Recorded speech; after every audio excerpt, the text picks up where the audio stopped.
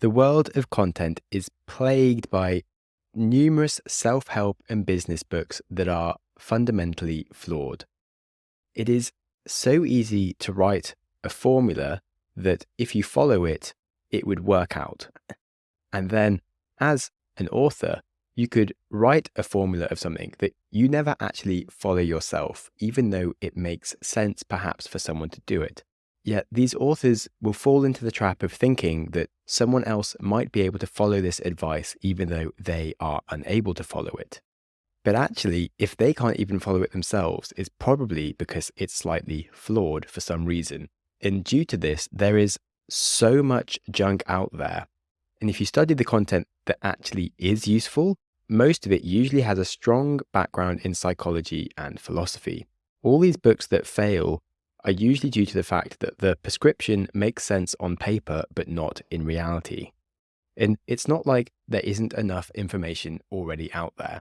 It's generally very well known that you have a caloric budget each day of 2,000 to 2,500 calories, and that you should get some exercise.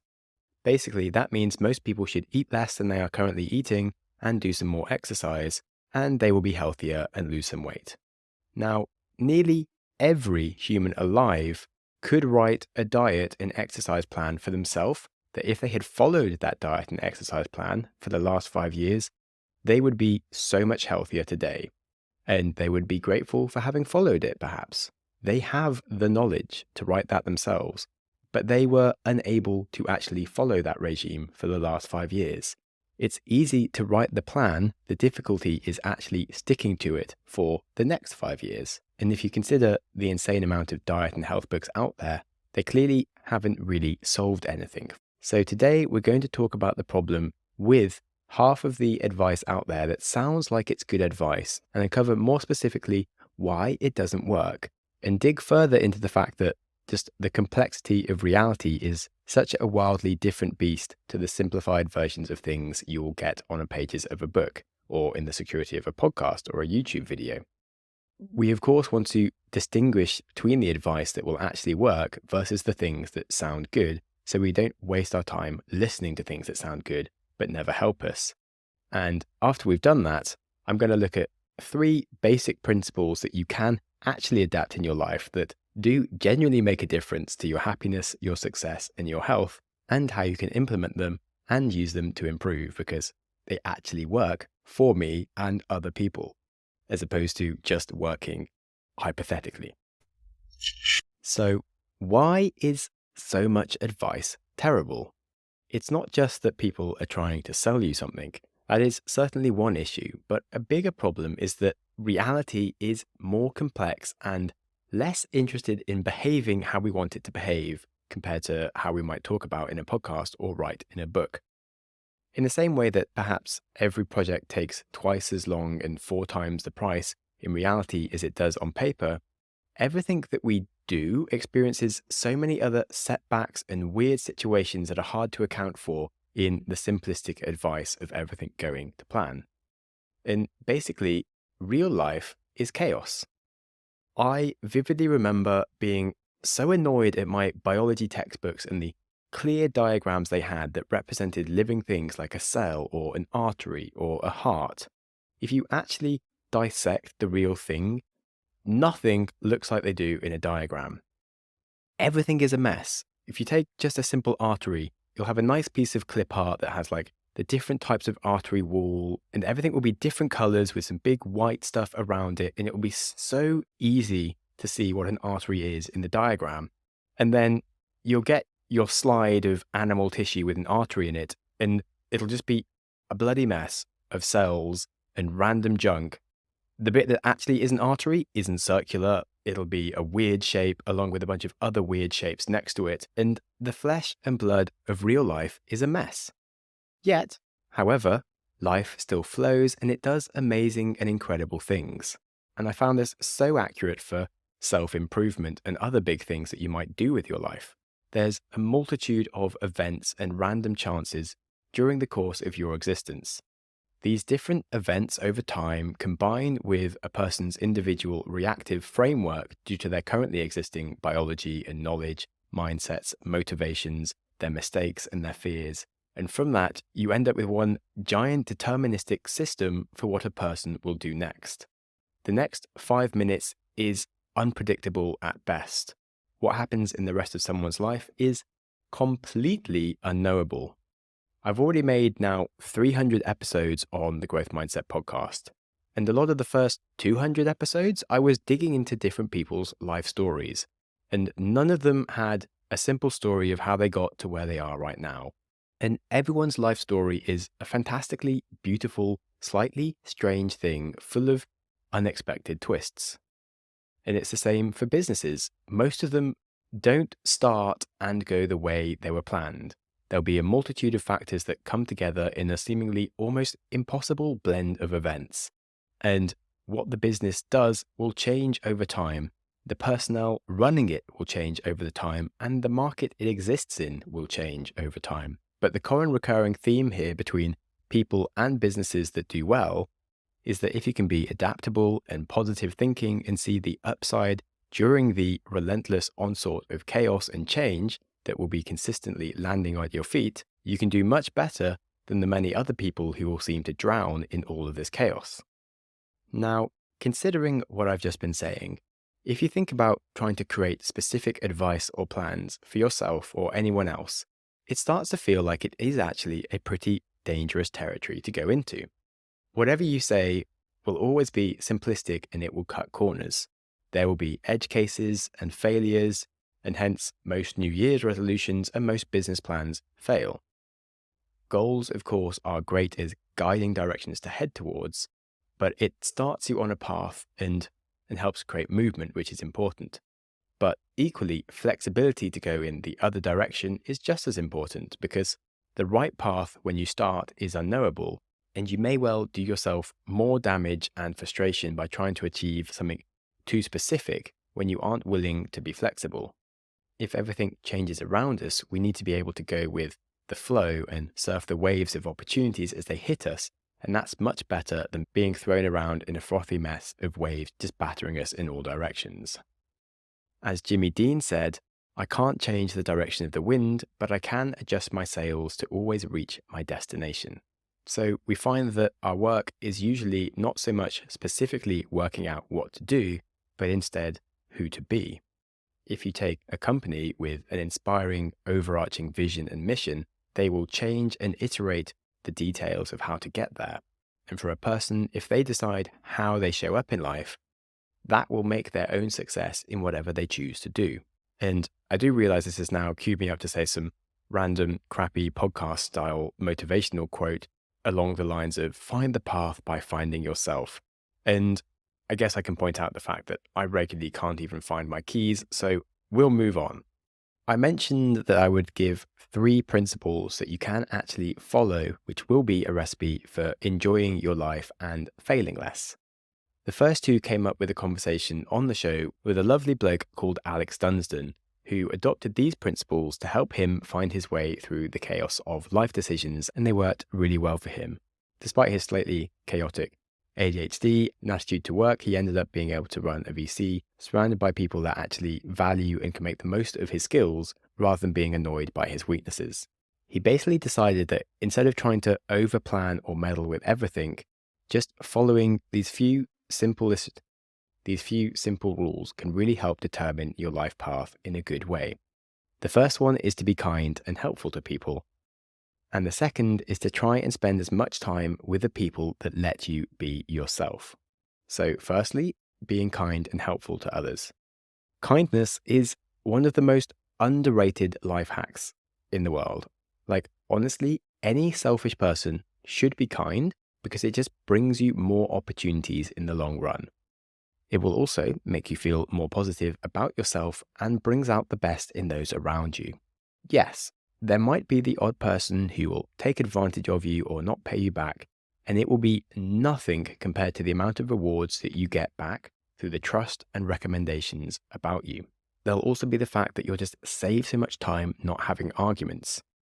And if you're feeling sold, you might have the next question of, how do you actually implement being kind? I'm glad you asked. Kindness is an overall attitude rather than a robotic formula, but there are some systems that you can try and put in place to help that will just give you a default.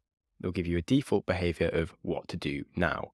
So, for example, I set myself a budget each year to give to charity because it just makes sense. If ever someone is raising money for a marathon or putting on an event, whatever it is, I can easily just give them some money without feeling like I've lost anything because I've already got the budget for it. And at the end of the year, the rest of it just goes to my favorite charities. I won't get surprised any month if 3 people come at me trying to raise money for charity, and I can show up and be supportive for them. And that's nice and kind for them to feel and also for charity. Another tactic is to just notice the things that make people feel appreciated. You may have heard about the love languages. Well, it's really worth working out what makes the people around you tick, and then showing them the respect that they enjoy rather than just expecting them to appreciate the things that you like yourself. And it's always important to remember is that people like to feel that they are genuinely contributing themselves and that you value them. Whether or not someone's done a task that you could have done better yourself, you should go out of your way to let people know that you noticed their effort. Whether this is at work or in relationships, just point out more things that people have done well than what they have done wrong. Like, always lean on the positive side of it, and then people will think you're a positive person and enjoy being around you rather than being a negative person. On the subject of negativity, try to notice when people are struggling, like hold space for the people's problems, or if, for example, they're working on a difficult project, be willing to help them out. Turning up during the unsexy moments of someone's life, rather than just being there to celebrate their successes, is such a nice, kind thing to do that everyone on the planet should do, and we'd all be better for it. So, help someone move house, babysit, or perhaps even have a difficult conversation with them. It doesn't matter what it is, but if it's unsexy, it's probably more worth doing than just turning up to their party or whatever. Then finally, of course, there's random acts of kindness. And yeah, that does mean things like the classic helping the old lady across the street, paying for the next person in line's coffee. Like, it might sound kind of weird and cheesy, but it's actually wildly enjoyable to just surprise people and show them that random strangers are nice people and that the world is full of individuals who aren't dicks. And it will make you feel better about the world, and it will make them feel better about the world, and you will be spreading love and kindness. And if you are a listener to the show for a long time, you'll have noticed that I do love asking people about the kindest things that they've ever experienced, because I do find it a brilliant reminder for all the different ways you have that you can make someone's day better, and the signs that you may have noticed that were opportunities to be a kinder person. So the final piece of advice here is to listen to all of my episodes and you'll find more ways to be kind. So, little plug there. Moving on. The second rule from Alex was to try and spend as much time as you can with the people who let you be you. And I really love this rule as well. Being yourself is a really big feature of this show. Again, I've said it before and I will say it again, because being yourself is just so wildly important. And to do that, you also need to understand yourself and gravitate to the people who would appreciate you for the strengths you have and accept your weaknesses. Now, I've spent time working with people who made me feel stupid, unappreciated, and useless. They suck the energy out of you and replace it with a giant double serving of anxiety. I've also spent time with people that made me feel like I was highly respected, a wizard who wins at everything, and they give you so much energy that it'll just burst out of your face like sunbeams, and you'll feel like you're at home. And it's so much better for your life and how you feel and how you show up and the things you do. So much of our dissatisfaction with our jobs or our friends or our partners or even our family comes from when they put expectations on us about who we should be instead of giving us space to be ourselves. And the important thing here is that you need to do the work to discover who you are and how you think and how you work and how you live. Like, honestly, you have the skills and the gifts to give. And instead of fighting to fit into the convention of a system around you, it's such a massive life boost to spend time in places that provide a wind in your sails. And now, I'm not saying it's easy to make this happen, but the best way to do this is to try and find the people who will allow for your strengths and your idiocies to be what they are, and they're happy to work with you as you are. the essential part here is not just finding colleagues or friends or partners that let you be yourself, but also giving yourself the license to be yourself. If you love spending time outdoors, but you're working in an office, you can't blame your colleagues for how they prescribe how you should work when you need to let yourself become an outdoor guide or work in forestry or become a sports coach. It's not your fellow office workers' fault that you're unhappy in an office. I know for myself, I go nuts if I'm inside all week. That's why I went to Nepal and became a mountain guide, because I love the outdoors. If you love designing and painting, again, you can't blame your colleagues if you need to let yourself pursue an artistic career. My sister spent 10 years in corporate jobs and she retrained last year to become a garden designer. And she is so much happier with her work now than before. It's like this huge weight of stress and annoyance has come from her, and she gets to be way more creative and project manage fun things. And that's from her to give herself a license to do something that almost doesn't feel like a job because it's so much more aligned with her actual interests and passions. But part of doing that was the fact that she's had her support from her husband, who was willing to let her be herself and take the pay cut to pursue a career that actually meant something to her. So yes, from this, spend time with people who let you be you, and also acknowledge where you are holding yourself back by not allowing yourself to be yourself. And that is a massive life hack. That is actually true. Like, I'm not saying it's easy to do, but you'll see people all over the world that do follow this advice and do make it happen. So it's not just some fantasy that I'm talking to you about. It will put you in the best place to make the most of the opportunities that come your way. And if you follow the first rule of being kind, that will also help increase those opportunities. And now, finally, the third rule, which is ownership. And that means being open, accepting, and curious about your own flaws and learning to own them. The biggest part of a growth mindset is believing you're brilliant, but being honest about the things that you do wrong so you can do better. In the realm of self-improvement and pop psychology, it feels like there are more and more ways to blame others. People love listening to the psychology of narcissism and identifying all the narcissists sucking the joy out of their life, or maybe hearing about ADHD and deciding that the way to explain all the things that they haven't got around to doing yet is due to a self-diagnosis of ADHD. And this is actually not self-improvement at all. It's just listening to a podcast or reading a book that will give you an instant way to quote-unquote improve yourself by realizing that something or someone else is the problem and you have no responsibility. And yes, it feels rewarding and it's addicting, but it is a load of crap. If you are blaming your parents' relationship for your current relationship troubles, that's not going to help you. Your parents aren't in your relationship, you are in your relationship. If you have trust issues, you need to work out how to trust. If you have commitment issues, you need to work out how to commit. If you have anger issues, you need to work out how to control yourself. If you have an eating disorder, you need to work out how to manage it. If you do have ADHD, like I do, you need to work out how you can make the most of your strengths instead of obsessing about your weaknesses. Basically, finding reasons that something is not your fault won't shift the fact that it is your responsibility. So when it comes to the growth mindset, I think the biggest element people miss is how much of the growth mindset is about honestly looking into your own flaws and then accepting that failure will be a part of the path to improvement and just starting to work on making progress day by day. So many people just seem to have this idea that they should be waiting. Like, they'll make the mistake that the growth mindset will be about discovering their potential by finding it waiting for them there under a rock. And they're like, if I just search under more rocks, it'll suddenly appear. Like, if I attend this other conference or if I read this book, I'll suddenly transform into this titan of success and happiness. Or maybe I'll manifest my dreams by developing the belief that I am great. And no, that will never work for you. Ever. I will promise you on my life that that will not be a solution for you.